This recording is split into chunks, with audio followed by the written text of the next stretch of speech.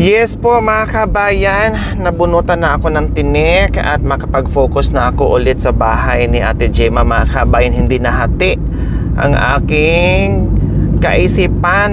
Ayan, nakita niyo po sa aking likuran mga kabayan, nandyan na po si Nanay Irma. Ay, Nanay Irma. Nandyan na po si Ate Gemma. Ayan, nakita niyo na, tumatawa na po mga kabayan kasi totaling naalis na ang tumira ng patalikod ni Ate Gemma mga kabayan. Kaya nanaig pa rin ang ating mga prayers at gumaling. Thank you na mga dasal nyo ay nananaig mga kabayan. So Ate Gemma, kumusta naman ang pakiramdam mo ngayon na nakalabas ka na sa ospital? Malakas na po. Kaya maraming salamat sa lahat ng mga nagdasal, nagtumulong, tapos sa mga nag-sponsor, lahat ng mga viewers, lahat po sa inyo. Maraming salamat po sa inyong lahat. Yes. Excited ka ba sa pag-uwi mo ngayon, Ate Gemma? Opo, ma'am. Excited ka ba sa pag-uwi mo? Opo, ma'am. Bakit excited ka sa pag-uwi mo? Namiss ko yung mga anak ko, ma'am, kasi lagi akong umiiyak sa ospital na namimiss ko yung mga anak ko po, ma'am. First time na mawalay ka sa mga anak mo? Opo, ma'am. Isip mo yung mga bata. Opo, kasi tumawag sila, ma'am. Mama, uwi ka na, mama, uwi ka na, ganun. Hinahanap ka ng mga bata, lalo na yung bunso mo. Opo, ma'am. Tapos ngayon ay malapit na tayo. Masaya ka na. Opo, ma'am. Dalawa ngayon ang maso-surprise ka o sasaya ang puso mo dahil makita mo na ulit mga anak mo, plus makita mo na yung bahay mo. Opo, ma'am. Diba? Kaya sabi ko magpalakas ka, hindi lang sa bahay, magpalakas ka para sa mga anak mo. So ayan po mga kabayan, malapit na po kami. At muling masisilayan na ni Ate Gemma ang kanyang pamilya at ang kanyang mansyones.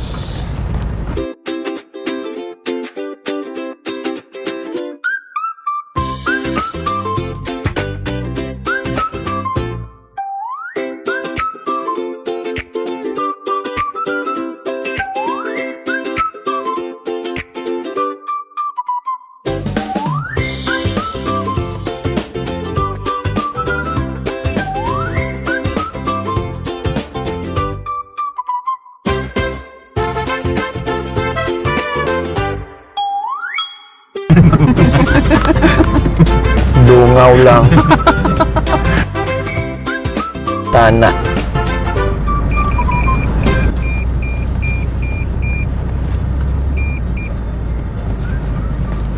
Yes, nandito na kami muli mga kabayan.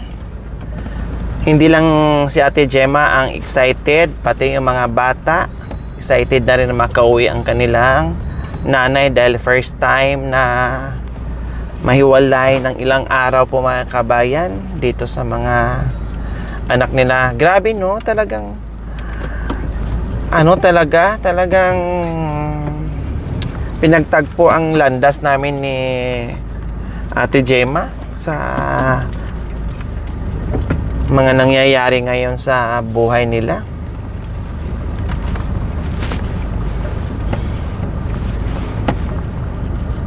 Pinagtagpo.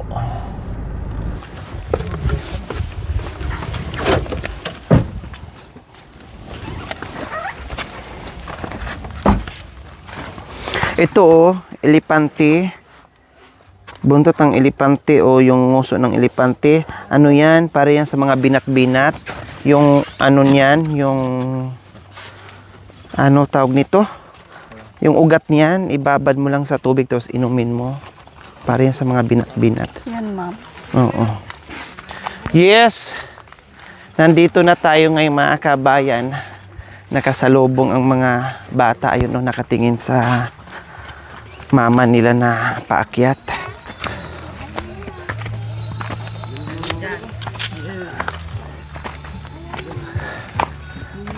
Bi, mama mo kita mo na mama mo na. Ha. Naka na. Sandara, kunin mo yung bitbit ni mama mo.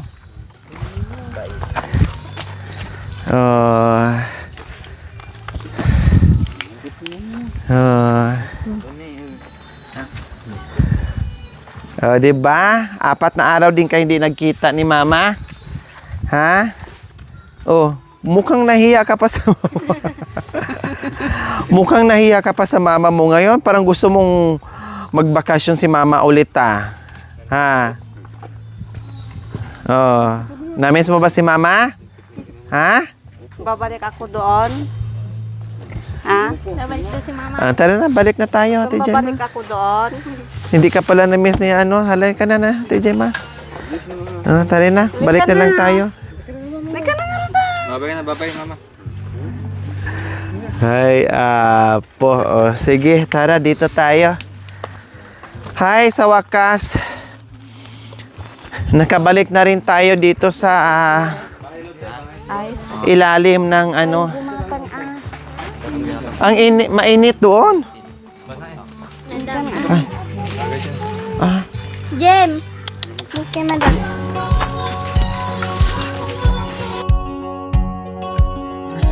Yes, nandito na tayo muli. Masaya sa pagbabalik.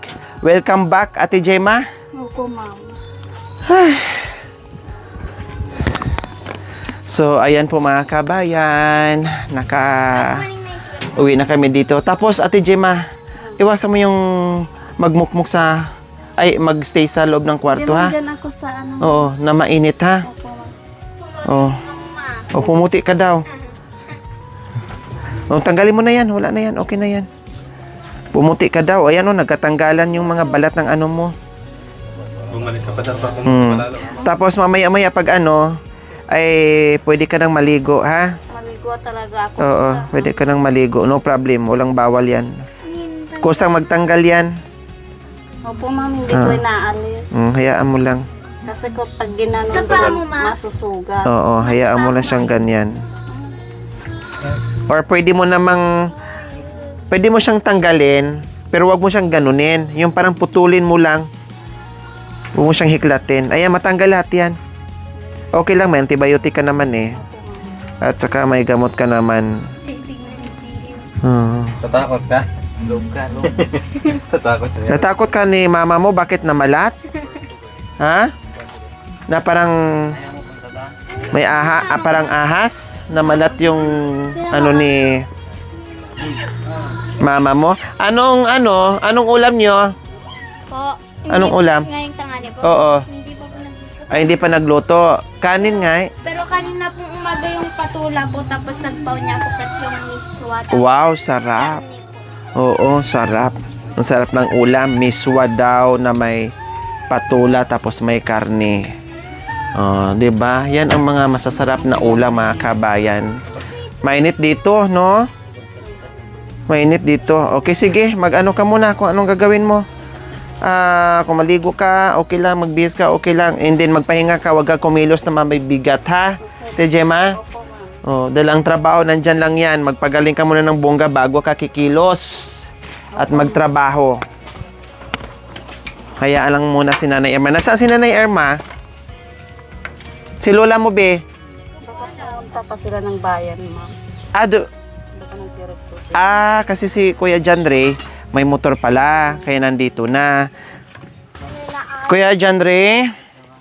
Oh, baka magbubuhat ka ng tubig. Sabihin mo, ha? Mag-utos ka, ha? TJ Ma?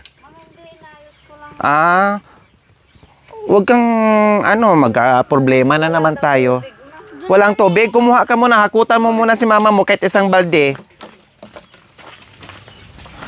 Kuya Jandre?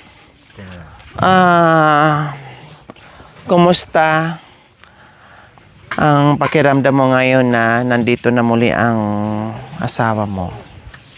Salamat po, madam. Malakas na siya. Sa lahat ng sponsor, maraming salamat po. gumaling na siya. Kasi pag walang sponsor, hindi siya gumagaling. Kasi siyempre wala kaming pira. Wala lahat. Kaya yung sabi namin sa kanya noon, punta na siya ng ospital, ayaw naman niya. Bakit ayaw? Dahil gusto na pupunta lang ng albularyo. Bakit ayaw niya, Kuya John rin pumunta? Iniisip na yung pira, walang pira. Gastos ang nangingibabaw sa kanya, kaya tinitiis na lang niya. Opo. Abalaryo na lang. Pero ngayon, awa ng Diyos ay nagawa natin ang paraan. Kumusta ngayon ang pakiramdam mo? Masaya po, madam. Masaya ka na na naging okay na ang lahat. Opo. Kasi hindi naman pwede na masaya tayo na mayroon kang bahay tapos siya, mayroong iniinda. Opo. O siyempre, mas importante buhay kaysa sa bahay. Opo. Di ba? Opo. O hindi baling gano'n na lang ang bahay, tagpi-tagpi. Kaysa naman palyado yung buhay. Di ba? Opo, madam. Mas importante pa rin yung buhay kaysa ibang bagay. O makakapasok ka na rin. Nakakasok pero bukas, madam. Hindi ka nasisante? Hindi, Alam ng boss mo? alam po. At nakikita kayo doon? Oo, nakikita po. Anong sabi niya? Nandun yung asawa mo, na-combine mo, sabi ko. Kailan kayo lalabas? Hindi ko pa alam hindi pa malakas. Tinanong niya kung kaya yung kilalabas. Dapat sinabi mo, okay lang boss, makalabas kami kung ikaw muna doon substitute sa loob. Para naman makalabas kami, palit kayo doon. Ikaw muna doon, boss. Para makapagtrabaho na ako, boss. Dapat ginanon mo, Hindi po, wag gagalit. Sabi mo lang naman din, joke lang, boss. Ganun lang naman. Oo. Kapapasok lang, labas ka agad. Ano yon? Parang bulate lang din. Siguro sila kapon. Ha? Nakuhan po sila kapon, ba't andito ko daw? Kasi hindi alam ng mga kasama ko. Nagulat sila na nandoon ka sa ospital. Nung una po. Hindi ka pumasok pero nandoon ka nakatambay. O tapos? Isang ka pupunta, sabi nila. Kumpay yung asawa ko. Nakulat lang sila. Sa diabetes at saka na-infection yung gara nila. Ay, sabi na. Bigla na po sila. Hindi man na sila nag-ambag-ambag? Hindi na po. Ha? Dapat na malimos ka doon sa mga kasamaan mo. So, syempre mga kabayan, kasi sabi ko nga, hawa-hawa kami dito.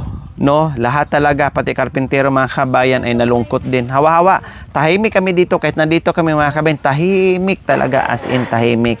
Pero awa ng Diyos ngayon ay napalitan din ng saya at nabunutan kami ng tinik sa mga puso't isipan namin. Kaya maraming salamat po sa lahat ng inyong pagmamahal at suporta sa pamilyang ito at sa iba pang pamilya at sa darating pa na pamilya na matulungan natin mga kabayan dito sa ating munting adikain. Maraming salamat po sa inyong lahat. Nagbakbak kay Makati. Hindi, Makati yan siya. Pero iba ang kati niya, namakbak. Pwede ka naman gumamit ng bimpo. TJ Ma. Pero mo sa kuskusin. Wag mo lang inaalalay lang. Ibabad mo muna bago ka magkuskus. Oo. Ibabad mo muna bago ka magkuskus. Diyan rin na magkuskus ha. Lalambot yan eh. Siyempre niyabot yung likod.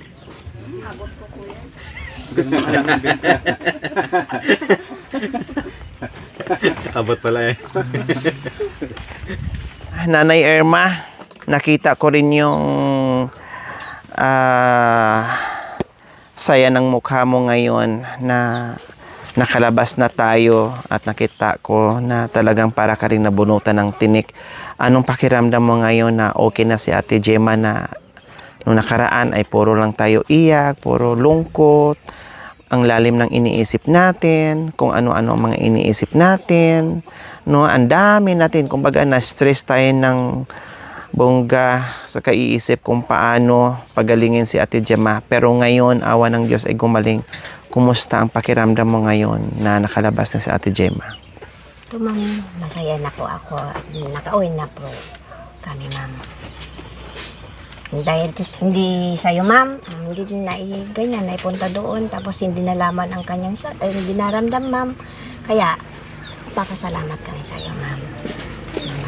Masaya na ako, nakauwi na tayo, ma'am. So, ngayon, nabunutan na tayo ng tinik.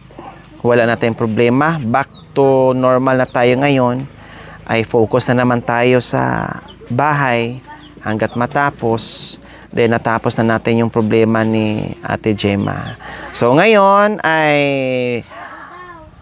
huwag na mag-isip kung ano-ano, no? Na meron pa ring tumitira sa likod para panatag yung isipan at hindi ma-stress sa kaisip kung ano-ano.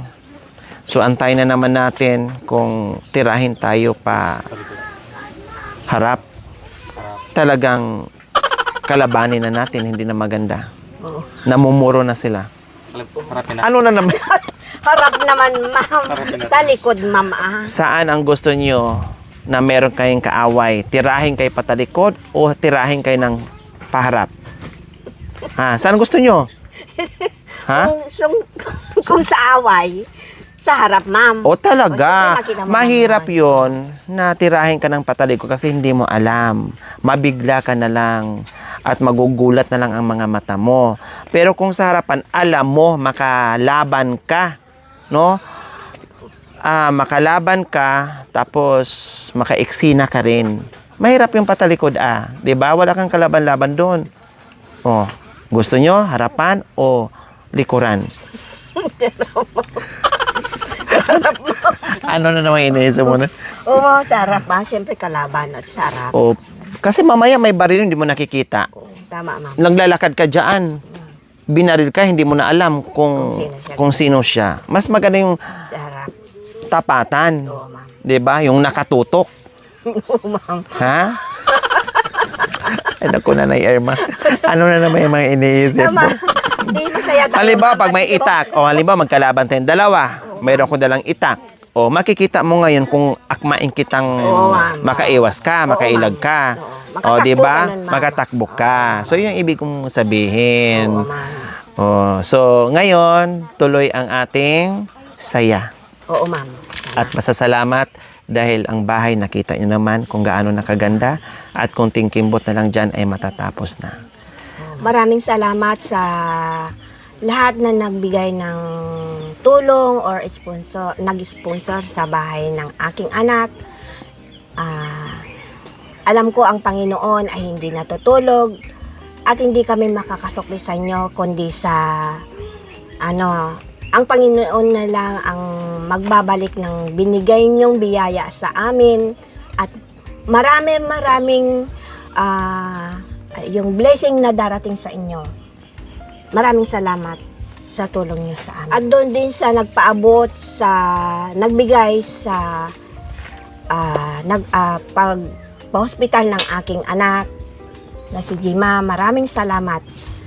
Ganon din sa mga nagbigay din sa mga tulong ng pagkain ng mga karpentero. At kay Madam, sa kanyang mga kasama, maraming salamat sa hindi kayo napapagod na pumupunta dito sa bahay. At sa lahat-lahat. Maraming salamat po, Tito, Tita, sa binigay niyo po kay Mama. Naggumaling na po siya ngayon. Maraming salamat. Maraming salamat po sa inyong mga tumulong sa aking ina. Dahil po sa inyo gumaling po siya. Maraming salamat po. Salamat sa mga tumulong sa bata, sa mga sponsor po, lalong si Madam Gina, saka si Madam Lore. Salamat po, Madam. At salamat Salamat. na hindi na rin kami magkahiwalay. na nagkikita-kita na kami. Kasi nalungkot din ako na hindi kami magkatabi sa gabi. Opo. Salamat.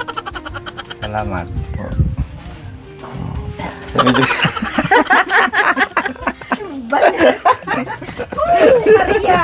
Pero kagabi, Kagabi tay, saan kayo na, ba't di kayo umuwi kagabi? Sabi ko sa inyo, ako na ang magdaan ni Nanay Irma sa ospital para masilip ko si Ate Gemma. Pero bakit kayo nagpupumilit na ihatid nyo si si Nanay Irma? Pero bakit hindi kayo umuwi? Hindi na po. Binantayan nyo doon? Saan kayo natulog? Dun sa labas ma'am. Yung sa waiting. Bakit di kayo umuwi? Kaupo ako. Bakit di kayo umuwi? Anong nyo? Kuan naman ma'am. Madyong nainip ako pag dito ako. So binantayan nyo doon si Nanay Emma, baka mamaya makatagpo doon ng gwardya. Ay, Diyos ko. Baka makatagpo ng gwardya at mapunta sa kabilang kwarto. Madextrose. Ay, hindi, mama. Ay, Hindi, yung dextrose na maiksi. ay, madam. Bakit meron namang dextrose na maiksi? May mga hahaba din. May maliit nga, di ba? Oo, ma'am. Di ba? Dalawang dextrose ni Ate Gemma. Yung gano'n na malaki, tapos meron din gano'n na lang. Oh, Pag-antibiotic, ma'am. Oh, malay mo, kailangan mo ng antibiotic kaya medyo maliit lang. Umandol ka lang. Sige. Mamaya, dextrose mo na rin yung pasyente. Nagling nga! Pinabisan, ma'am, sa... Iinit. Nainitan siya. May kawisan dito. Sige. So, ayan po mga kabay. Maraming salamat po. See you next episode. Nag-enjoy lang kami kasi masaya kami na nandito muli si Ate Gemma. Ayan. Maraming salamat po at abangan nyo ang iba pang kaganapan dito sa kanilang bahay. Bye! Salamat. Masaya lang. Thank you for watching, mga kabayan. Don't forget, like, share, and subscribe. And please, click the notification bell para updated po kayo sa ating mga videos. Thank you! Bye!